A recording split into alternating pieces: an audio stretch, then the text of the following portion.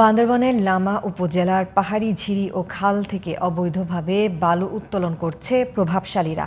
সেই সাথে কাটা হচ্ছে পাহাড়, ফলে হুমকির মুখে পড়েছে পরিবেশ। লামা প্রতিনিধি মোহাম্মদ ফরিদ উদ্দিনের পাঠানো তথ্য ও ছবিতে আরও জানাচ্ছেন ফারিয়া হাফিজ নিঝুম। উপজেলার আজিজনগর, সরই, ফাইতং, লামা সদর, ফাইশখালী ইউনিয়নের প্রায় ১৫০টি স্থান থেকে ড্রেজিংয়ের মাধ্যমে অবাধে উত্তোলন করা হচ্ছে বালু। ফলে স্বাভাবিক প্রবাহ হারাচ্ছে খালের পানি, পরিবেশ হারাচ্ছে তার প্রকৃত রূপ। বিলীন হচ্ছে বসতবাড়ি, ফসলি জমি, সড়ক ও ব্রিজ।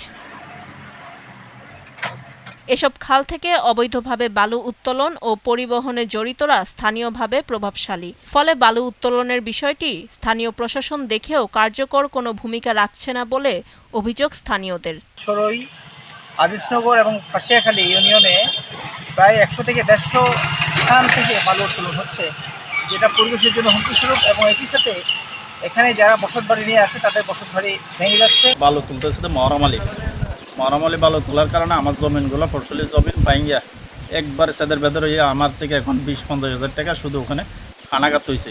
বালুমহলে অভিযান চালানো হয়, এরপরেও কিন্তু বালুমহল বন্ধ হচ্ছে না।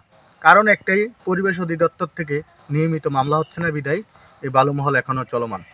তবে অবৈধভাবে বালু উত্তোলন ও পাহাড় কাটা বন্ধে নিয়মিত অভিযান পরিচালনা করা হচ্ছে বলে জানান উপজেলা নির্বাহী কর্মকর্তা। এখানকার সবচেয়ে বড় সমস্যা হচ্ছে মূলত অবৈধভাবে বালু উত্তোলন এবং পাহাড় কাটা।